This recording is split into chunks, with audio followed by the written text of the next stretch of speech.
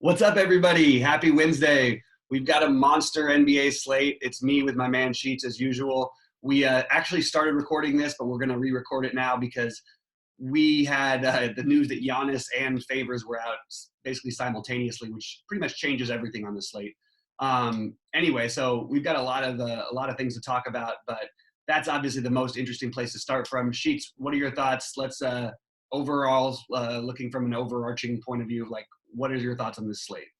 Well, you really just cut into my big intro by announcing the Giannis thing, because what I was gonna say, and I'm totally stealing this from the Discord chat I was just on, is the big news that everybody's got to watch for today, coming from the Milwaukee game, that with Dragon Bender out, Dante DiVincenzo has a usage increase of 0.02%, which is going to drive the entire slate.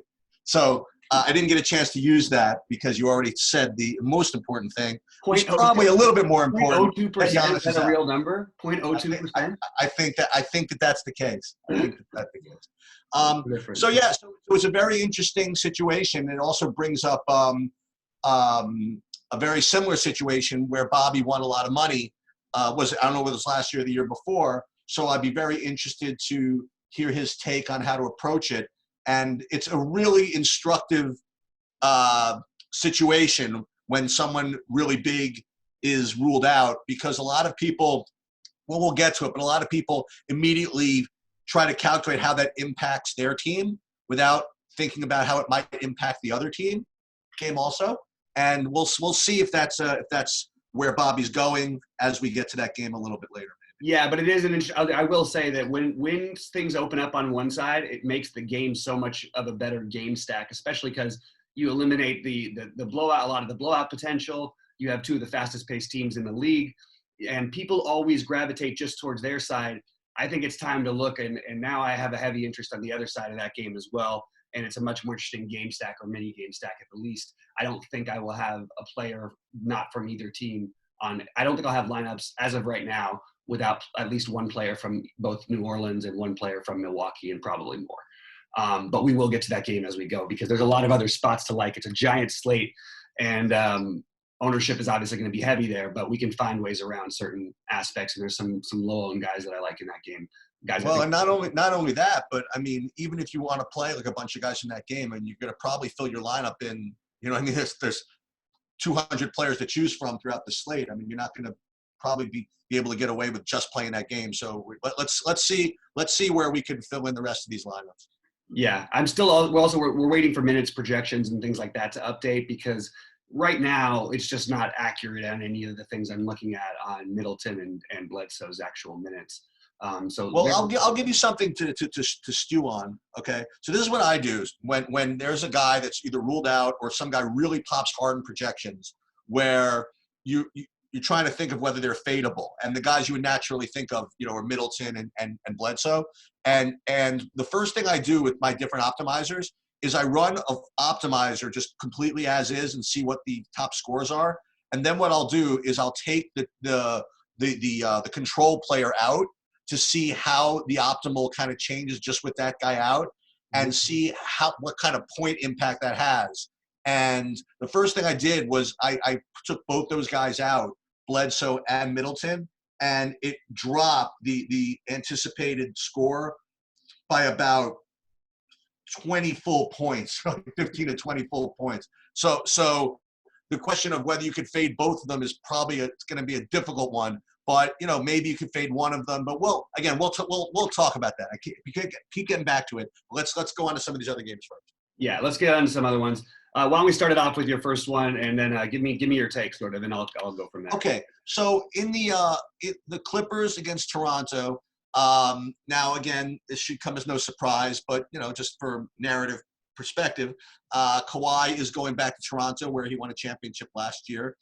For me, all that means that he's in. Right, so he's in, and the usage, then becomes a little more distributed between him, Lou Williams, and Paul George. Where with him out, you really have to start thinking more about Paul George and Lou Williams.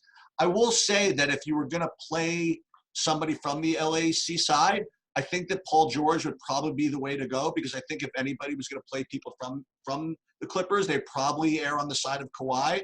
And maybe Paul George would be a little lower owned.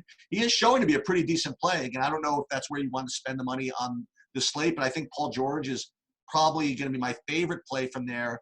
And from the Toronto side, the normal guys. Now, I'm presuming for now that that Fred VanVleet is in. If he's out, that kind of changes things and opens up a little more there. But given the way it is now, Lowry, Siakam, they actually show up to be the better guys as far as I'm concerned. I don't have VanVleet as a top play, but Lowry and Siakam both look to be pretty decent plays. So, yeah, you could certainly play Lowry, you could certainly play Siakam, and you could certainly play Paul George. And those would be the guys I would look at from this game. Yeah, I think you could throw guys to look at as, Ibaka, Harkless. Should be a competitive game. Harkless, if assuming Green's out, which I think he will be, or if we don't have that already. But anyway, I'm good with Kawhi. He's the guy I think I want to be overweight on in this game. And he was terrible in his return to San Antonio, so we only have one, situation where for him like that. But I think he's still a good play. He's a reasonable price. I'll take a shot here. I don't mind having a little 15 to 20% of Kawhi in my lineups. I feel like he's safe, and I feel like there's upside here in what should be a competitive game environment. And I don't mind running it back. My preferred guy would be Siakam. If VanVleet's out, I think it makes more sense, some sense for Lowry. But I do think that Siakam, VanVleet playing or not, is an interesting play. Don't really want to get too involved in this game. Had some more interest before we got that other news. But I think this is not going to be a huge priority for me anymore. I will say, though, again, I always feel as though I should point this out, that it is a low spread and a competitive game where you know who's closing and you know who's playing in overtime. You know what I mean? So if you want to play any of these guys, you want to play a 1v1, I really have no problem with that. Or if VanVleet's out and you want to play, if you really think if it's a really close game, you can play Lowry, Siakam, and Leonard, no problem. Yeah. So again, George. Just because this is not the game where Giannis is out doesn't mean it's not a game that you can't find some juice. It's what I expect this game to go like. I expect Paul George to be people going, and they're not going to be that many people playing either of them, to be honest. There'll be some, but I should have played Paul George. He's having the bigger game, and then in the fourth quarter, Kawhi just puts up 30 fantasy points in a tight game. Right. I could see that sort of happening tonight too. So again, they probably even each other out a little bit. Both of them still, I think, are interesting plays at their price. Just probably better spots to go to, especially with it's not exactly value, but I guess it's, incredible mid-tier value that we have now. Okay. So let's go ahead to Boston, Indiana. So it's becoming just kind of a brand or whatever it is, something I have to continue to mention is Malcolm Brogdon is actually not projecting as well as he has been. So maybe he's not going to get the ownership he has been, but again, he's still at 7,200. And I still believe that his projections are wrong, that they're still overweighted based on a situation where he didn't have his full team. And until he shows any type of ceiling, I'm going to continue to be of that belief. And, we'll play him at 4,900 or something like that one of these days, maybe. But I would not play him. I don't think he's got ceiling. I don't think he's, even on a conservative basis, I don't want to play him in this spot. So I wouldn't play him. I would put Sabonis in as a kind of an interesting one-off, that especially on a slate like this where people are going to be going all over the place for everybody, he might be just completely left off the radar. And, at 1% or 3% ownership, he's projecting well, and it's just one of those just one-off type guys that he could a 60 ball, And he's like a legitimate cash game play tonight, and he's going to be unowned. I agree. He's not going to be on.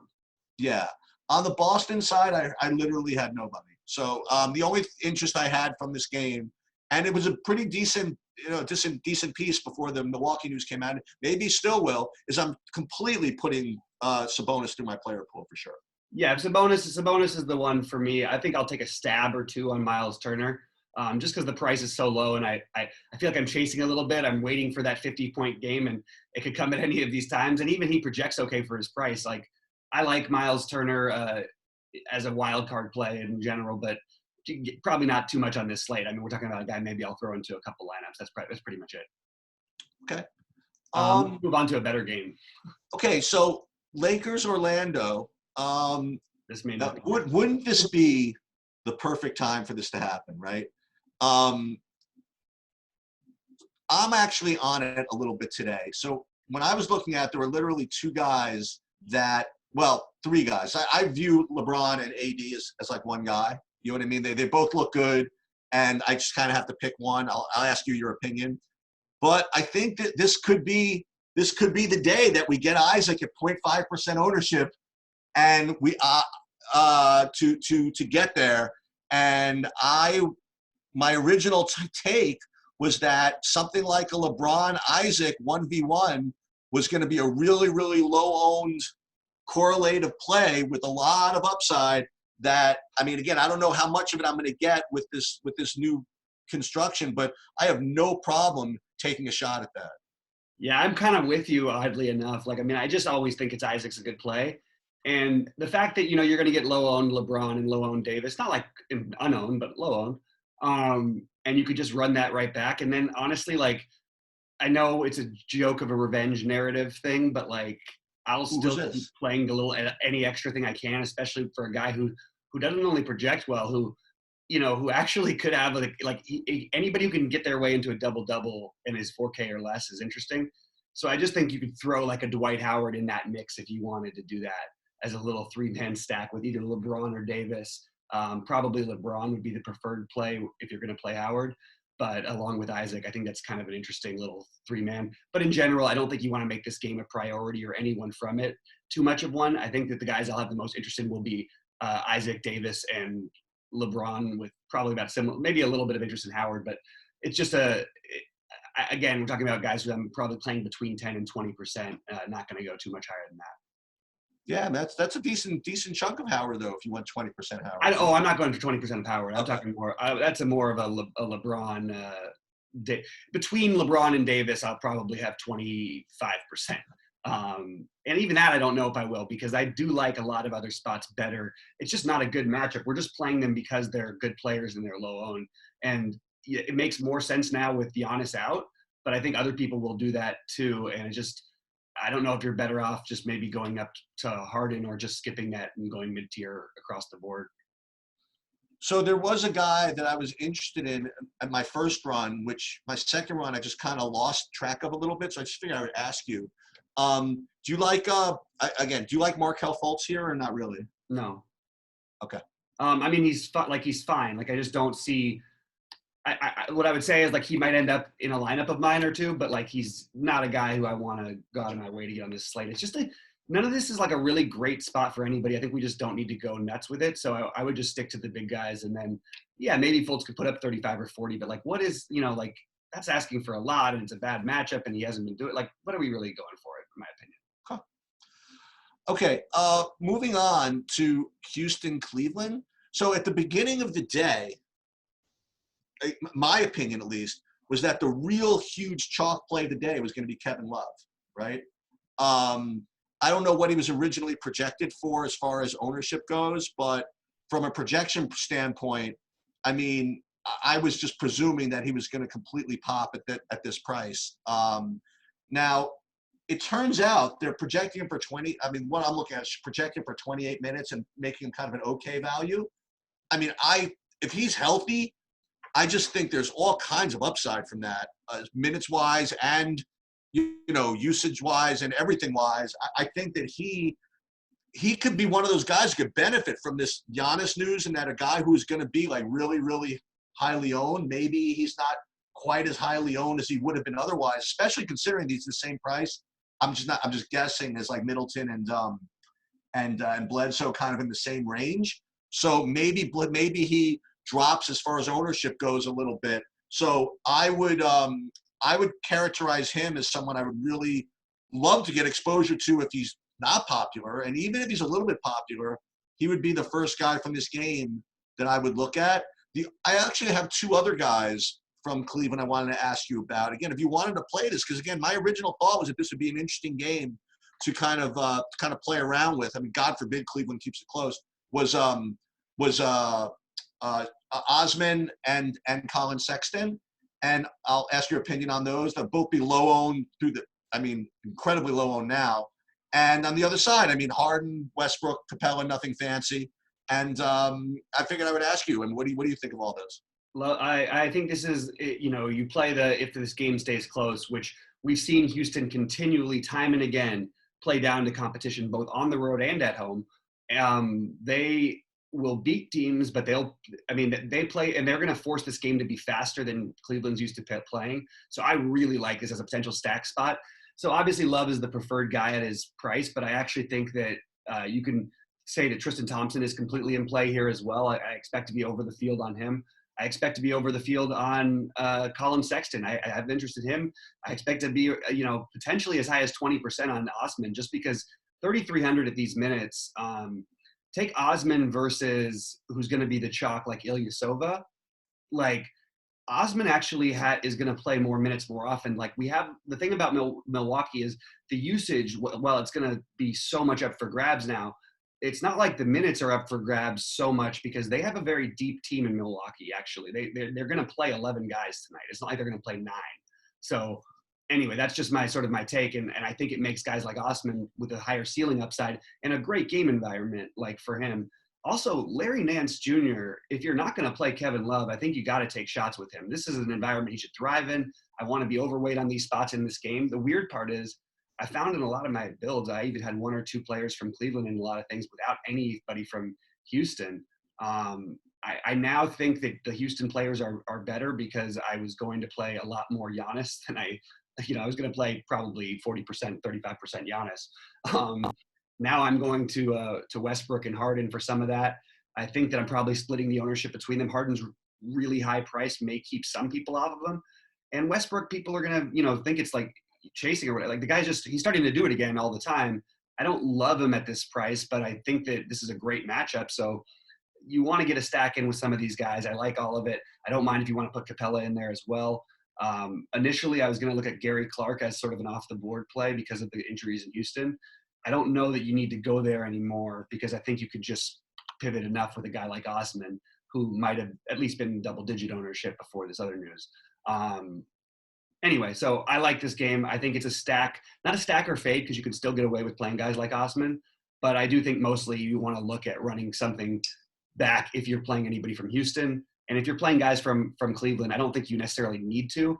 But if you want to spend up in those spots, I think that Westbrook and Harden certainly make some sense. And I expect to be sort of near the field with both those guys today. Yeah, I think we're going to do a FanDuel one later, but yeah. Just to preview guys, I mean, Harden's going to be $1 million on FanDuel. He's going to be 1,000,000% owned on FanDuel at this Absolutely. point. But we'll talk about that later. Yeah, just differentiate. I mean, that's literally there's your tournament strategy. Don't play James Harden on FanDuel. Yeah, I guess so, right? He might kill you, but there's 1,000,000 ways to get there on this size slate. All right, moving ahead to Charlotte, Brooklyn. I actually had, it's one of those games where I went back and forth between having a lot of interest, having a little interest. This is another one where it kind of depends on the site. We'll get to it later. But on Draftkings, I really didn't have too much interest in it. Like Dinwiddie for me, he's kind of the safest type play. But again, on a day like this, I don't think I want him as my safe guy. And unless there's really good correlation on the other side, I don't know if I want him. And the Charlotte guys weren't really popping too much for me. And on a back-to-back, I mean, look, you can go to the normal guys like Graham and these guys that always have the same kind of upside and Bridges again. But today, they just weren't really popping for me. The other guy from the Nets I had was Jarrett Allen. And those are the two guys I'd be looking at were Dinwiddie and Allen. And again, these are just, I wasn't planning on doing any stacking of this game, but I would probably maybe, I guess, use just Jarrett Allen as a one-off somewhere where it fit. Yeah, I think that you could potentially stack this, mini stack this game. I don't think it's something that I'm going to be doing a lot of. I think that you might see more minutes because of Batum not playing, like for a guy like taking a weird shot on a weird value like Malik Monk could pay off big if he gets hot. I think that might be an interesting thing to do. Overall, though, I think that mostly it's just Jared Allen, Miles Bridges, especially over on FanDuel for me. Like Dinwiddie better on FanDuel at 8K. I think he's a solid play, but I don't think he's a guy who's going to win a slate for 8.1 on DK. And then guys like PJ Washington, are fine, but I don't think I want to go crazy with them. Bismack is an interesting question. Look, these guys played a lot of minutes last night, but they did play Zeller in the overtime. Like, I think Bismack is definitely worth playing in tournaments, although with this Favors being out, I think I might err towards like taking either a shot on Okafor or Jackson Hayes again, who no one ever plays. Well, what's interesting is that last night I was really struggling between Bismack and Cody Zeller. I had a feeling one of them was going to do well, and then it ended up, I think they both double-double. Yeah, it's just yeah. And they're in a good spot again. Yeah. So, so again, this is a game where if you land on one of these guys, I have no issues with them. You know what I mean? I just don't think they're going to be a priority to get these guys in. Yeah, exactly. But also Devontae Graham, I do think that both Graham and Rozier, until we're like at these prices, like I think you could just like sprinkle them in. Like Graham, I think I'd just play 10% of every day, just as like a little throw-in piece, because he can always he'll shoot like 23s in a game. And then Rozier also is a guy who can get hot. Just worth considering in a pretty good up-pace matchup for those guys, but don't think you want to get overly heavily involved in this game. Okay, so moving on to the Utah-Minnesota game. Now, I'm going to just say this, right? So I don't know where ownership's going to fall. And again, as Giannis news comes out, just everything just kind of goes – people have like the whole day to process this, right?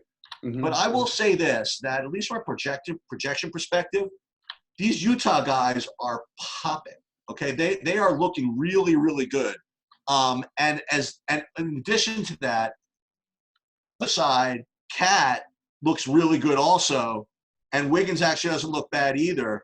And when I see a situation like that where you have these guys that I know are going to be closing on one side with guys I know are going to be closing on the other side, I have some interest. At least I had some interest in doing some business with this Utah game. I'll just to review the guys. I mean, Donovan Mitchell is looking like just a tremendous play here. I mean, I don't know what his ownership's going to be. I have to believe he gets a lot of ownership. But then there's Gobert and Ingles and Bojan, and then with Cat and Wiggins on the other side, I mean, I have no problem making this a very, very stackable game, actually. This was my number one game, and it wasn't even close to start the day. Wow. I actually was so excited about playing this game. So I'm going to have to remember that I still have to be excited about it, even though I do feel forced into a lot of that Milwaukee situation. You're going to have to play some of these guys. Like, I'll be overweight on – first of all, you know my theory against Minnesota anyway. Just be overweight on everybody on the opposing side. Now you're down Conley also on top of that, and you've got some great opportunity. Like, Ingles, especially on FanDuel's price, is ridiculous. And they're running him at point a lot when Mitchell's not in. And even sometimes when Mitchell is in. Gobert has played well against Cat. Like, he's put up 42 and 39 in his 2 games against him. But there's huge upside for Gobert against Cat in this matchup. I have a lot of interest in him. I have a ton of interest in Mitchell. It's going to be interesting now because I feel like my guard spots are sort of locked in between the obvious ones. But that I still feel good about it. And then you get another one guard forward guy, Andrew Wiggins, who I like a lot. And I think I might even prefer Wiggins to Cat. I know it's kind of weird. I also want to see what the deal is with how they're going to handle the situation with Teague. Is he starting? I don't think I want to play him. I'm just curious to see what happens with the starting lineup. I think Covington is the sneaky play that no one's going to go to at 5.1. You should be able to see the high minutes. This should be a really competitive game. And I prefer trying to beat Utah from the outside than the inside anyway. So I really like this game as a stack. My most interest is Donovan Mitchell, Gobert, Ingles, Royce O'Neal, another guy who 3.6 on FanDuel, 3.9 on Draftkings. Like, you're going to have a guy at really low ownership who's going to play about 30 minutes. And it's a great game environment for these guys, for all of them. So just be ahead of the field on all of them. Bogdanovich, same thing. He's probably going to be about 5% owned. I'm going to go about 10 to 15. I want to be just overweight on everybody in this game, especially on the Utah side of it. You know what it's looking like? I mean, it's looking like that some of the decisions that you're going to have to make, not that you're going to have to make, there's a lot of ways you could go, is you either take that Milwaukee game and stack it, which you could do, or you use these like Bledsoe and Middletons as kind of like one-offs or even just kind of chalky guys to plug into other lower-owned stacks maybe. Now, I don't know how low-owned can this be, honestly. And Mitchell's going to be – he was the most popular player on the slate, I think, before the Giannis news came out. He's still going to be popular. Yeah. But maybe you get lower ownership on him I would bet his ownership on FanDuel will be way less than it was going to be. Because there's a lot what you could do, like you were saying. Shooting guard is going to be on FanDuel. It's going to be Middleton and Giannis. Or maybe somebody throws DiVincenzo in there as a 3.6 play. Like, they're not going to be looking for these other guys. Now, how I mean, not Giannis. I meant Harden, not Giannis. Sorry. Now, how much would you kill me if you did something crazy like take your Covington off the board, play with Wiggins and Teague, and just didn't use Cat? Yeah. I don't think Teague, though. I don't think you need to go to. But it's probably worth taking a stab. Yeah. I think it's actually worth a stab, sure. I mean, especially if you're going to play – I mean, I'm not saying this is going to be the lineup, but if you're going to play Middleton and Bledsoe, right, which is instantly chalkifying your lineup a little bit, then maybe you almost can't use Cat in this situation. I don't know if that's – no, I wouldn't worry too much about overall chalk on this slate unless you're just playing the other game and maybe a couple spots here. But I don't think Cat's going to be, like, crazy popular. Like, he'll be owned, but it's not going to be like – well, I guess he'll be more owned now. We'll see a little bit more about ownership as the day progresses. Okay. All right. So Atlanta, Chicago, I will tell you that I made kind of a spreadsheet off on the side where I mentioned this pre the other show, which we had to cancel, where I was making lists of players that would be, try to get low owned and high upside and maybe correlative stuff. And I, fortunately or unfortunately, had about a zillion guys from this Chicago-Atlanta game that fit this for me. And again, before the Giannis news came out, this was going to be a game where I really just kind of went after. Yep. And I still think it might be. So the normal guys and it really is the normal guys as far as I'm concerned. So for me, the guys I would look at in this game are Levine. I don't know what this questionable thing is. I think that's kind of just whatever.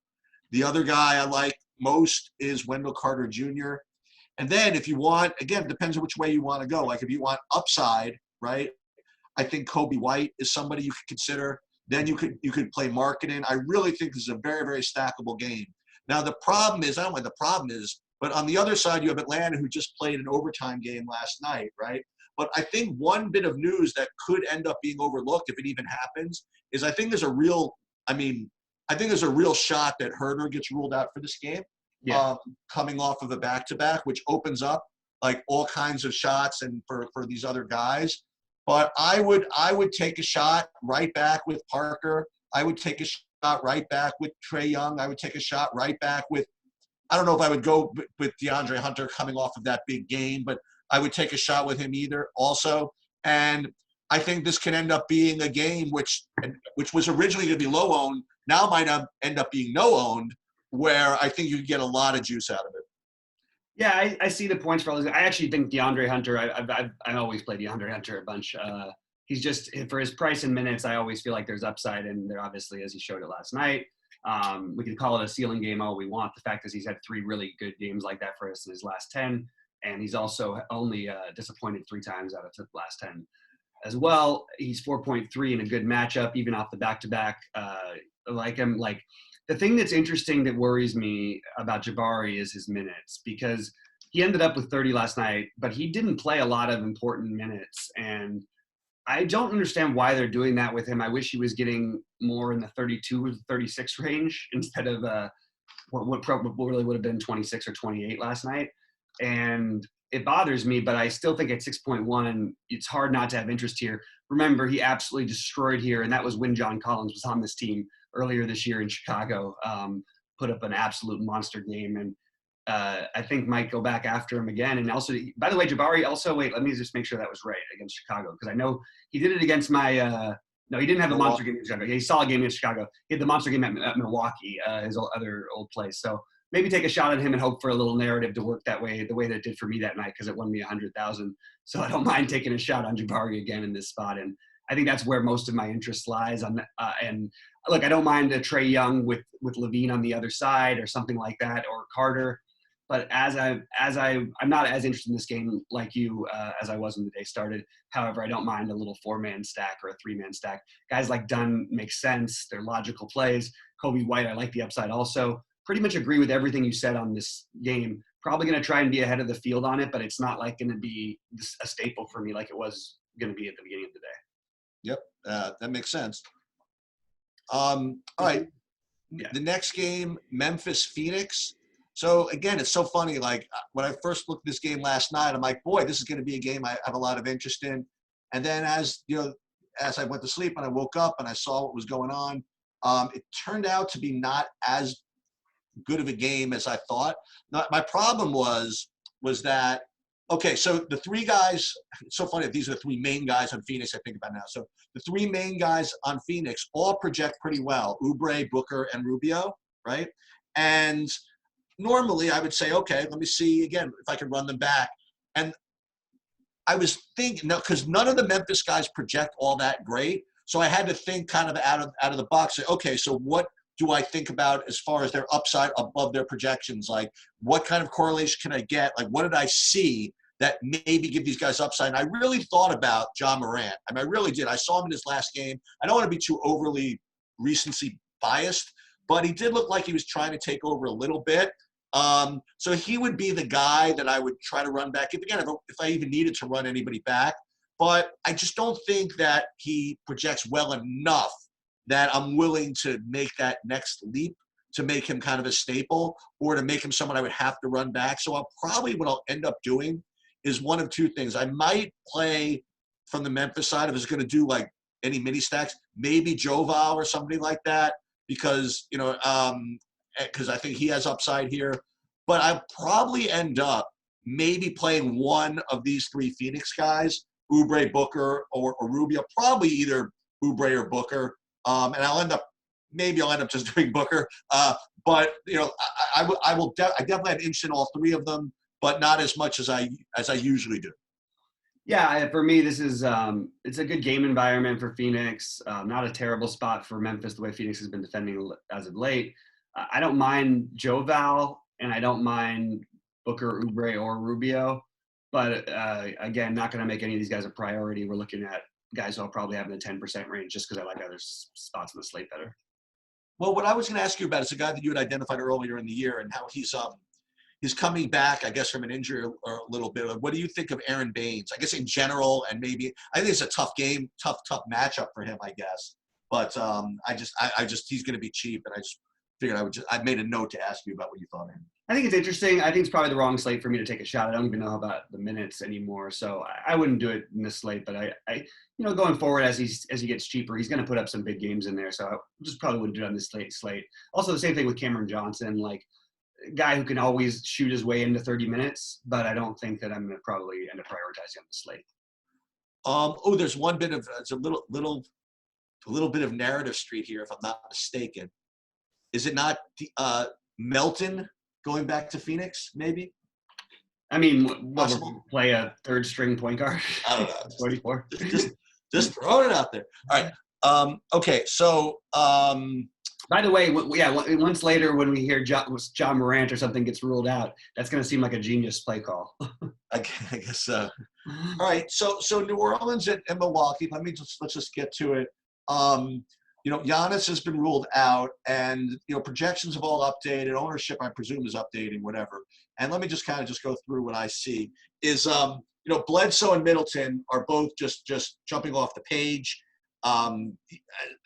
Not to split hairs, or maybe you should split hairs, but Bledsoe is actually, from a value perspective, even better than Middleton. But they both look to be clearly the best values on the slate.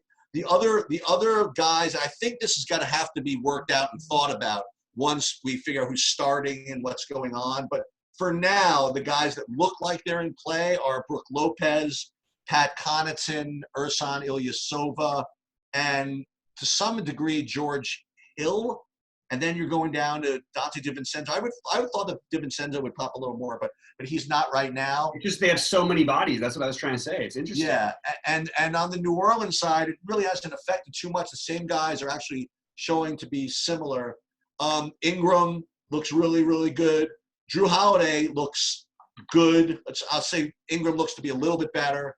And Ball, I'd be interested to know what you thought of his new rotation, how that's going to impact him. But they're only projected for 28 minutes or so he's looking to be okay. And Kenrick Williams at 3,700, he'd be the next guy. But the most important part of Giannis being ruled out here is, it's really important that the usage gets spread around, but it also, just takes all that blowout, not all of it, but it takes all that blowout risk out of the game and makes it just so much more competitive in what was already going to be a ridiculously fast environment. So this is all yours, man. What do we do?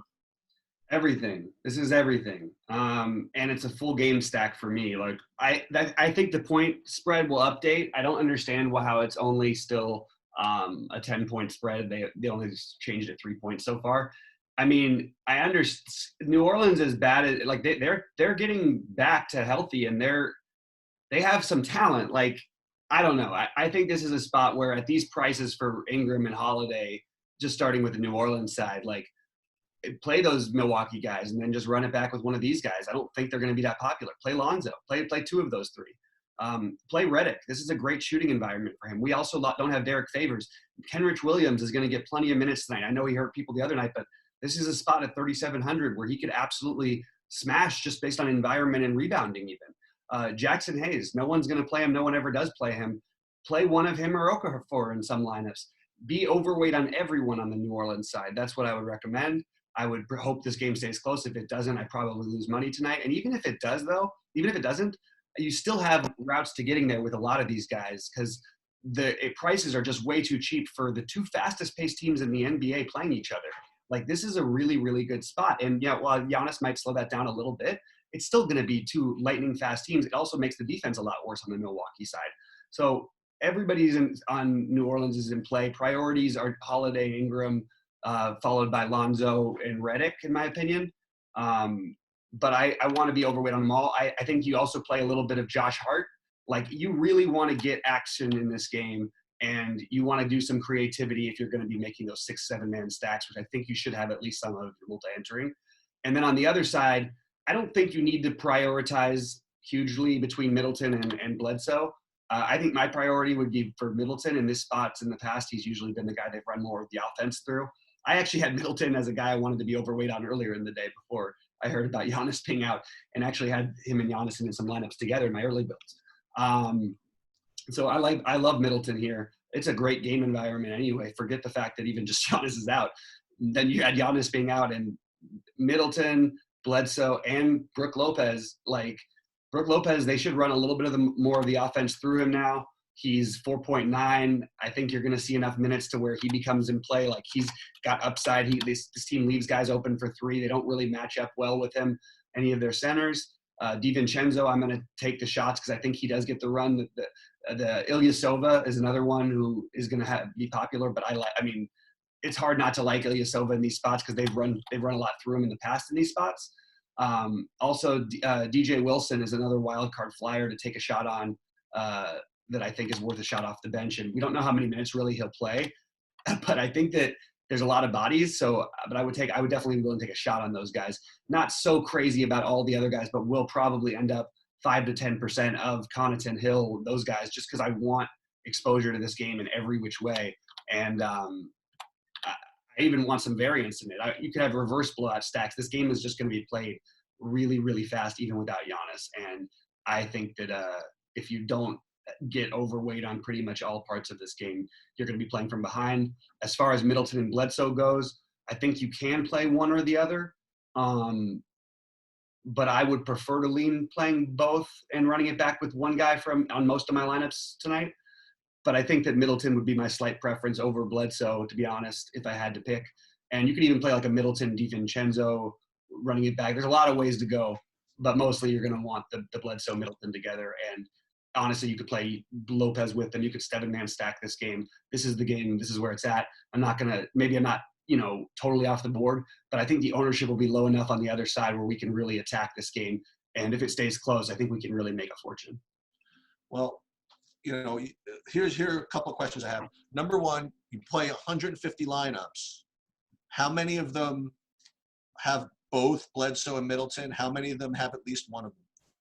I would say that at least one of them, as of right now, again, we could hear about something later in the day that could be something great. You know what I mean? LeBron's out or something. We don't know.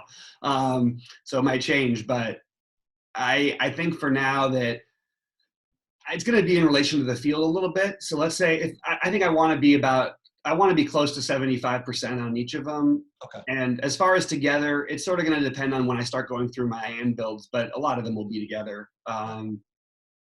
And then there might be a one or two with none of them, just because I think you can potentially argue, like, what if it is a blowout and there's other ways to go? It's it's basketball, things can happen. But overall, I think that it's we've been given this is a game you make a priority, and I think we have to make it one. And you'll just find some other way to be different, some other way. I mean, I don't know how high owned the New Orleans guys are going to be. Like, as of right now, they're projected for nothing. So there's my difference. My game stack is what makes me different. That's how I've won on these slates in the past, is by stacking the other side in these situations. And it happened with Phoenix and Milwaukee 2 years ago in this spot. It happened with Milwaukee and Orlando last year in this spot, where in that case, I think it was Middleton and Ilyasova who got me there. The other one, it was all of them. So I'll be definitely taking some shots with both. But as of right now, just getting the news, I think that this is you just prioritize the hell out of this game. But I would just advise that the side pieces for Milwaukee, there's a lot of variance. Like, don't be so sure Ilyasova is going to play 26 minutes. Don't be so sure that some of the other minutes are as low as they're projected. I think that there's a lot of room for guys to play themselves into a spot, including DJ Wilson, Ilyasova, DiVincenzo, if things are going right for them tonight. That's a really important point relative to portfolio management in general. Like and I've made the mistake, I'm sure other people have in the past as well, is you have a really, really strong opinion. Like, let's say for whatever reason that you like, I don't know, Brandon Ingram and Jackson Hayes, right? Whatever. And you have all kinds of stacks with those two, with say Bledsoe and Middleton. And for whatever reason, you talk yourself into the fact that Ersan Ilyasova just fits it so well that you're going to use him in like 50% of your stacks or something like that. And you end up taking what was basically a marginal play in your head and just overweighting him for no reason, kind of diluting the effectiveness of where your opinions were strong. You know what I mean? So if you don't have the confidence in Ilyasova, you spread your core out with an equal amount of Ilyasova, Connaughton, Hill, whoever, like you were saying. But resist the temptation to take stands on stuff that you don't want to take stands on. You know what I mean? Especially when you have really good stands that you do want to take. Right. Or do the other thing where you go and you maybe you skip the value part of this game and you just play Osman. You know what I mean? There's other ways, or just don't take value at all, because there's so many good middling plays. Like that Middleton, Bledsoe, Holiday, Ingram, and Ball, like in a ceiling type of environment, probably not Ball also, but or Ball and Ingram, like one of those, that just feels like a very good four-man to start your lineups off with. Like, I feel like you could be looking at like 200 from guys who are, and that's not that far-fetched, that you get 200 from four players that are only costing you an average salary. That's an incredible start. Well, I mean, that's a very, very strong opinion that I hope for your sake is not as high owned as I suspect it would be. I don't think that the Holiday Ingram thing gets weird with some of the other players' prices on this slate, I think. So I get, if Harden were like 11.9 or 12,000, then I think that, you could probably, I think that Harden would be like incredibly popular, right? But I'm just kind of wondering. Hey, I'm with you, man. I'm all for a really good game stack. I just want to just make sure that the ownership is what we've got some other guys to mix in too. Like I've got a bunch of 5%ers that I can mix in to play with these guys. Who's gonna stack who's gonna stack the Pelicans with Zach LaVine? for example. Right, something like that. No, that's a little bit along the lines of what I'm talking about. Yeah. All right, let's bang out the last two games. All right, so the last two games actually are kind of interesting for me. They were obviously more interesting before the Milwaukee news, but let's go over these. So Oklahoma, Kansas City, Oklahoma City, Sacramento. So interesting from a basketball perspective is Marvin Bagley is back. I don't know if he's getting full run or whatever it is, but the thing we have to really talk about is Bogdan Bogdanovic. Now, again, it'll be a little more on FanDuel than on Draftkings, but going into the day, he was one of the top values on the whole slate. Okay, and I hope that he doesn't get. I don't want to say hope he doesn't. I mean, if he gets lost in the shuffle and just is completely forgotten about, you know, I am totally willing to take a shot on him. Aside from that, on the Sacramento side, again, if I were going to stack this game, which I really don't want to do in this environment, is try Bagley if you think he's going to get full run, Healed, Holmes, whatever. The problem is the run back in OKC is just very, very fishy. The best projected guy is Shea, and you know how I feel about Shea. I don't think he's much of a ceiling guy nowadays anyway. But I will definitely get a decent amount, I think, of Bogdan throughout my lineups. Yeah, so for me, it's Bogdan and Buddy Hield. But I don't feel as good at, like, Bogdan doesn't look right to me, but I felt encouraged by the minutes the other night, at least being back in the 30s. And, you know, the matchups don't bother me with him. It's just about him getting his groove back. And, like, honestly, like, him putting up 40 or 50 absolutely would be the least surprising thing in history for me. I actually think in a weird way he might benefit a little bit from having Bagley on the court a little bit to just sort of take a little bit, like, it's when it's too obvious that it's just him or Hield doing everything, it's like they don't really run their offense the same. So they've sort of had to do some weird things with Bjelica and all these guys. Yeah, I want Bogdan. I probably want 20% of them, but I don't think I want to have him like 40% where I was thinking I was going to make a stand early in the day, even though it make about argument he's an even better play now with a lower ownership.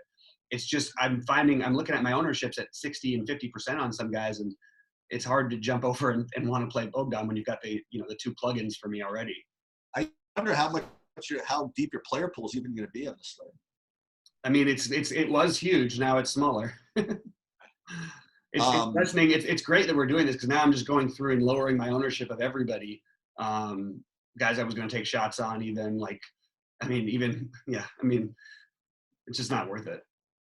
All right. Well, let me tell you what may be worth it, and what may not be worth it, whatever it is. So you make it through all that, and you're watching this Milwaukee game, and it is what it is, and it's halftime, and then the game ends, and you're looking at your scores, and you're thinking to yourself, okay, is the slate over? And I'm going to suggest to you that it isn't. The Golden State New York game, there are two guys. Well, I mean, you can play whoever you want, but I am definitely interested in Draymond Green, and I'm definitely interested in D'Angelo Russell on the Golden State side of this game. You could, if you want. If you saw how bad the Knicks were last night, I mean, if you just saw it, it was such an embarrassment, okay? It would be just so beautiful for them to somehow come back and have Randall and Barrett actually have good games here. Oh, again, I'm not, totally different. Don't try this at home, right? But I definitely like Draymond Green on the Golden State side. He was going to be, I think, pretty popular before everything else kind of happened. He projects really, really well. And, D'Angelo Russell, again, he shot the ball like crap in his last game, but he still has, I still think incredible upside. And I am definitely using these guys. Am I going to go 40% of them? No, but I'm definitely going to have some tilt action on these two guys in the late game. Yeah, so I've got a funny take on this. Like, what if the Knicks, we talked about them possibly mixing it up last night. What if this is the night where they mix it up? What if they go, screw it, DSJ, you're our starting point guard. So playing any of these other guys, like I might play Nick Ntilikina, but only with the intention of pivoting, hoping that something like that happens, or leaving him in there and hoping he gets me 20 at the end and being a weird value. Because there's some weird, like this as a lone game at the end. If you hear something like that with the DSJ, which probably will hear a couple hours earlier. But you would love to have the upside of that guy on a GPP lineup at low ownership. I mean, that would be incredible. I don't know. It's worth considering to me. I'm not saying it's going to happen. I just think that this game offers speculation because of the situation the Knicks are in with the new coach and everything. And with Golden State, like, they're rarely favored. And these guys paid a lot of money for this new stadium. I think they try and put on a good show at home in general. They don't need to try and tank ever. So I love D'Angelo Russell and Draymond Green both. I don't mind them together. I prefer them separate. I don't mind this as a game stack with using Randall, Barrett. I don't care about at all what those guys put up last night. It means zero to me. So I am ready to take a shot on this game. Again, it's just going to be about where it falls in line priority-wise. No matter what, I think Draymond and D'Angelo are nice little closeout guys to take shots on, potentially throwing it in there with Randall or Barrett or even potentially a Marcus Morris. We also should note that Pascal, I don't know if he's banged up. It could affect things even more. You might make Russell and Green even better plays on the Golden State side because all the offense will go through them. Yeah, this could be a super sneaky news watch. You know what I mean? So, like, if they say something stupid like, and anything, like Elf Payton is starting, you know what I mean? And he's only 4,300. Yeah. Maybe it's time for him. And again, if your lineups are kind of crappy at this point, I would certainly look for stuff like that. I'm totally with you. Great place to pivot off of the New Orleans-Milwaukee game on those terrible lineups. And a great place to play this game and then switch over to New Orleans-Milwaukee, assuming that things don't, aren't going your way. Anyway, all right. Well, I think we did a pretty good job getting through most of it. Sheets, leave the people with. I'm actually read some of my final ownership percentages in a minute. But any other thoughts before we get over? Yeah. So what's interesting is we're both attacking this. I don't want to say a little differently, but I'm probably taking a couple of more games to kind of stack alongside of the Middleton Bledsoe value, and you're totally talking me into doing more of that full game stack. And you're more into, you allocating your lineups and funds, just getting more and more combinations of the New Orleans side, and both I think are very valid. But I think you kind of talked me into, what's really important again is just because the Milwaukee guys have this bump, don't sleep on the other side of it, and I think that's a really important point. Yeah, absolutely.